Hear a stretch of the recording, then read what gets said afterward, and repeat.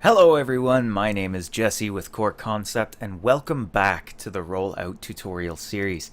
In today's video we're going to be taking a look at adding actors into our tutorial project. We did already record this one a while ago, but unfortunately something went wrong with the footage, and based on it was only capturing a certain section of the monitor, and you weren't able to see certain things that you needed to. So this is a re-record, which means that we're going to be looking at already created content, and I'm just going to be taking you through it. But we're going to jump right in, and I'm going to show you what you need to do in order to create a functioning actor. So you're going to load up your project, and you're going to go to Actors, right-click, New Actor, and you're going to enter the identifier like you always do. However, I've already done this, and I've created Actor Drone.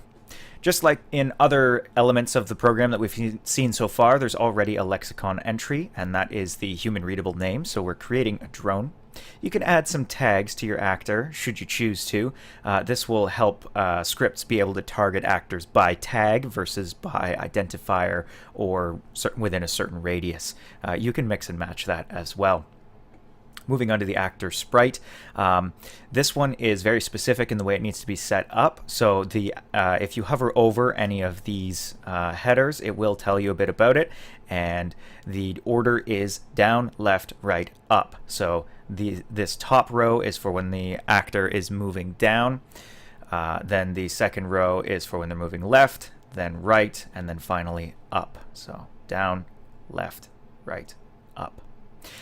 For any actor, you're going to want to set your pivot to the middle and bottom, because what this is going to do is when the game splits up the sprite, this is going to become the pivot point of each individual frame. So the actor is going to pivot at the middle bottom of each frame. So that's definitely what we want.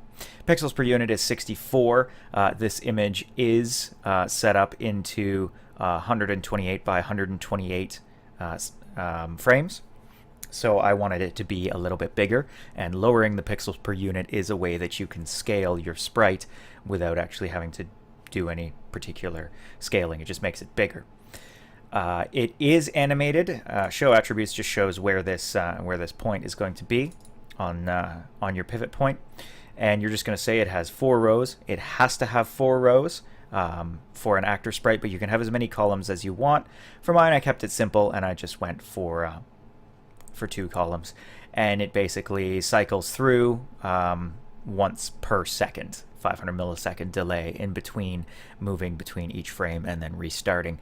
So what that's going to give it the effect of is just bobbing up and down a little bit in place. I'm going to come back to the AI template and Lua AI, because that is by far the most in-depth part of creating an actor. This actor is flagged as hostile, which means it'll show up with a red health bar. Maximum 20 health, 4 speed. They're pretty quick, but they're pretty weak. A couple of shots will take one down. And attack range is 2. That's pretty standard. It's actually a relatively short attack range. Attack damage is 15. It does a fair bit of damage, so the intent with this actor is that you're going to want to equip longer range weapons to deal with it before it can fire back, and it fires very quickly, so you don't want to let these things get close. Attack effect is an effect we created in a separate tutorial. It's actually the next video in this series, so this is just the identifier of the effect that we've created. Target effect is left blank intentionally because it is part of the projectile. Again, that's the next tutorial, so these are just references. Once you've created your effects, you just come back and hook them up. It can be attacked, so it basically allows the crew to fight back. If the actor ever deals damage, this is automatically set to true anyway, so you can't create something that can fire and not be fired back upon. You can have an item to spawn on death at the actor's position. So for example, if we wanted this drone to explode and leave some wreckage behind that could be looted, maybe it had a couple of random microchips in it or something like that that the crew could find by taking these things out, this is where you can put the identifier of that. Any item would work, so you could have it spawn an AI control station on death, or you could spawn the cybernetic speed item. though this item wouldn't do you very good because it can't really be interacted with. So it's something to watch with spawn on death. You want to make sure that whatever you spawn has a way to be interacted with in some way. Even if it's just to be destroyed. You could have it spawn some kind of egg that respawns the actor after 10 seconds if the egg's not taken out. All that kind of stuff. Map gen spawn basically means that this actor will spawn naturally as the map is loading. You don't need to manually spawn it. The map spawn rate, again, the actors use the same system as terrain decorations, so it's based on Perlin noise, so you're just setting a threshold.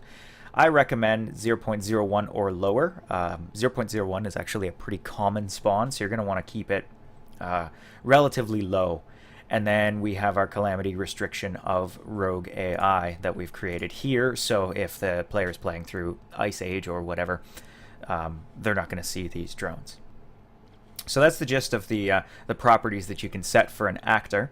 The last thing we're going to go over are these AI templates. You can have... The DevTools includes some default templates, so you can make them wander around from their spawn position within a certain radius and attack players that they detect. You can have them wander around passively and flee if they are attacked, and you can also have them passively wander and retaliate. These built-in AI tasks are much more heavily optimized.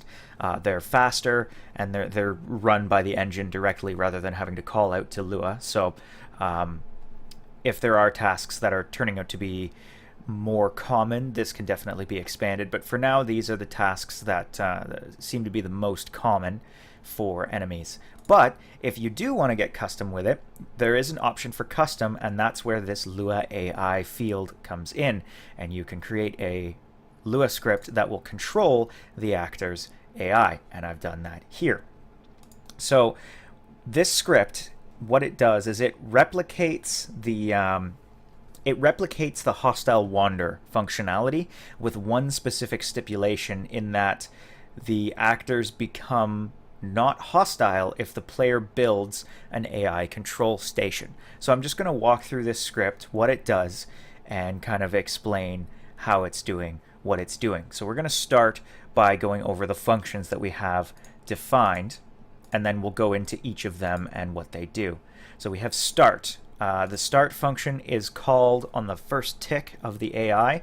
So what we're doing in this is we are setting our wander lock X and Y. This is going to make sure that our actors don't wander too far from where they spawn, and the effect of this is allowing the player to possibly navigate around them and be able to kind of plan out their attack. That's all we do on start. We just get our wander lock X and Y. We have our update function, which is called on every frame, and we get the actor reference itself, as well as the amount of time in seconds since the last update call. Usually it's going to be in a tiny fraction of a second. So if you ever want to do something that's a function of time, that's going to be what you're going to multiply it by, and that will smooth things out for you. So all this is going to do is, if we have a target, attack it, otherwise wander around and try and target stuff. Real simple stuff. These are all other functions that we've defined. So generally what we're doing is we're leaving our entry points into our entry points as simple as possible, and we're creating functions that are just, they do one thing. It's just good programming practice. Our update wander, we only wander every so often, so that's what our wander rate is. Basically, we pick a new position to wander to every 5 seconds by default. And once we've passed that time, we reset our counter. We're going to pick another new point sometime within the next 2 and 8 seconds, somewhere in there. And then we're going to call set move target on their lock X point, and random based on how far away from that point they can wander. So this is, again, pretty simple stuff. It's just saying take their original X and Y and offset it by plus or minus this move distance. So basically this means that they can move within a 4-unit radius. Moving on to target. This is the whole reason that we need this, it's just so that they become non-hostile as soon as the AI control station is built. Now, there are multiple ways to go around this solution. You could put the script on the AI control station itself, and when it's built, any existing drones, you change their AI template to not hostile, which might be a better way to go about it, but this teaches Lua AI, so this is why we're doing it this way.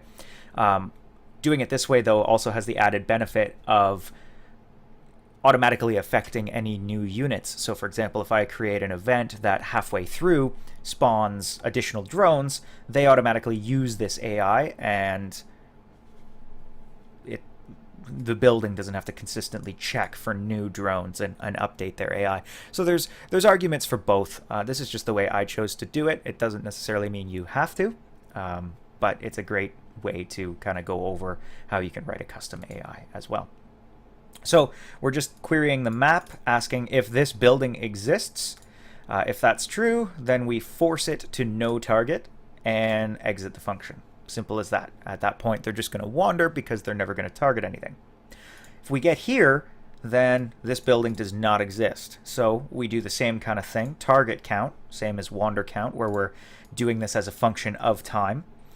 And if something hasn't already attacked them recently, then we're going to set their target by targeting one crew member within a radius of 1.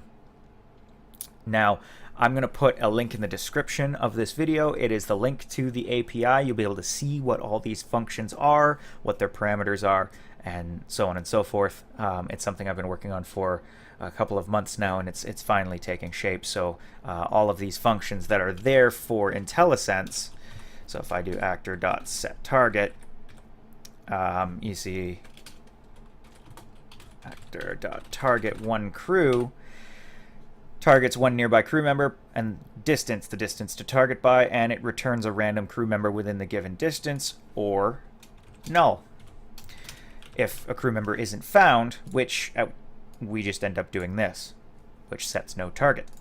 So that's if it hasn't been recently attacked. Else, if it has been recently attacked, we're going to target its last attacker, which means clever micromanagers can actually bounce this thing's threat between a couple of crew members and minimize the amount of damage they take. So it allows, building it in this way allows it to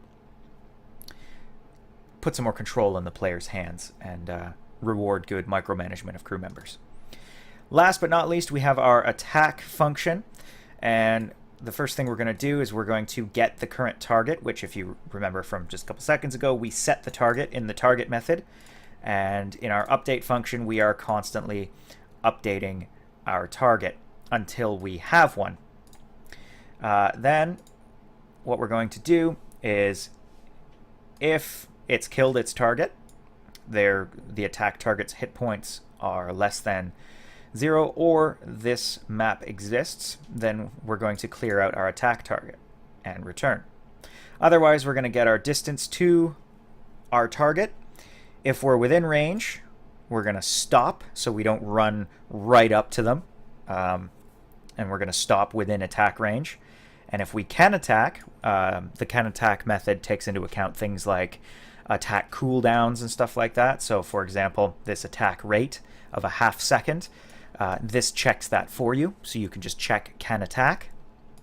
We're going to call the attack function, which will either just deal direct damage if we don't have a projectile, or it will spawn the projectile with the instructions to fly at the target. Otherwise, we're going to set the move target to the XY position of our current attack target so that it attempts to move within range, because out here we are not within range. So basically, get within range until we can, then stop, wait till we can attack, and fire. This will happen until the target or the drone is dead, or another target is affected. So the only thing, I did notice something actually. It's an error check that I am not doing, and this can cause a problem. So we are also going to do attack target is nil. And basically you always want to check with these targeting functions that return an object, you always want to make sure you check for nil. So if it's nil, it's going to set it to nil, but that's fine because these two also require that set, and then it's just going to return out, and it's going to put it back into the main loop of wandering and targeting. Now, one thing I said earlier I actually noticed was not currently true, and that's being able to bounce the threat, because the astute of you will notice that if we're attacking, we have a target, we're not actively targeting, so that threat bouncing won't happen. However, that's really easy to do. We're just going to say make sure we're attacking our last attacker. Real easy. So if attack target does not equal the last attacker, and we're also going to say is not nil, right? Because we always want to check that. So if we have a last attacker and our target is not our last attacker, then set target, get last attacker, and we set our current attack target to our last attacker, and with that little bit, now we're going to make sure that that threat bouncing is possible. Now, you could do something with mod variables to do something more along the lines of a threat table or something. You can hook into the on damaged event for the actor's AI script, and set threat based on damage and stuff like that. And then in here you can call something like game.getModVar.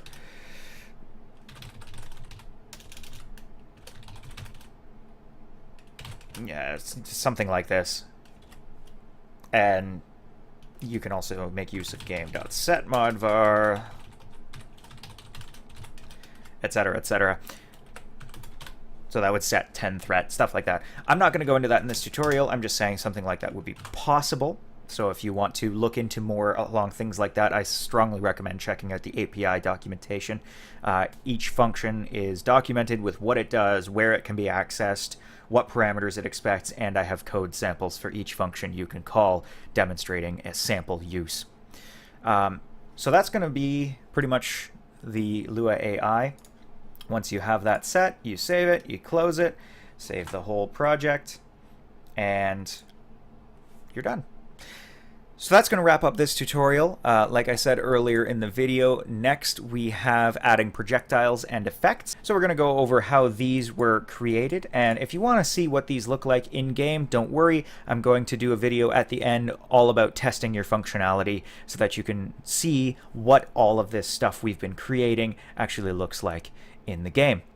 So thank you very much for watching, and I will see you in the next video.